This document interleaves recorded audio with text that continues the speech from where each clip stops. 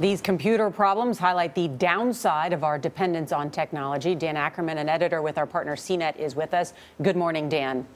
A lot of people this morning, experts saying this is more than a glitch. Where is the backup?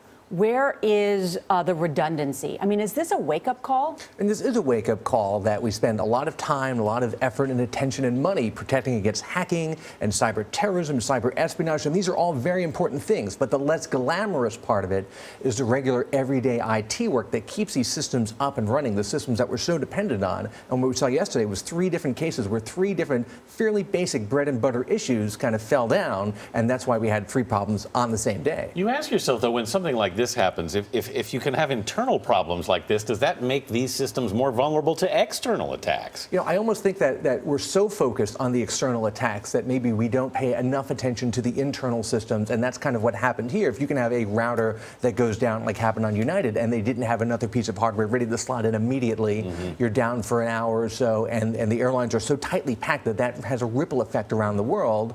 And here you roll out a software update overnight at the stock exchange when less people are using the system. That's where you do software updates, and then they find problems. They have to go and get the backup and reinstall that. A while back, I read an article where a security expert said something like, every company should expect to be compromised. It's how they handle that once it happens. What do you think hackers are really capable of, given all the interconnectivity we've talked about? Oh, sure. I mean, and if any of these were malicious attacks, they could have gone, a lot further. What we've seen in some of the hacking attacks recently, it's not something that happens right away that you see immediately, like we saw yesterday. Things like the Sony hack and the government personnel files hack, things that happened months ago that you don't find out about for a long time, and then it slowly kind of drips out piece by piece. If it's something where a light switch goes off and all of a sudden nobody can trade stocks, that's more likely to be an IT issue. All right, by 2020, we're going to have 25 billion devices connected to the internet. So how vulnerable are we?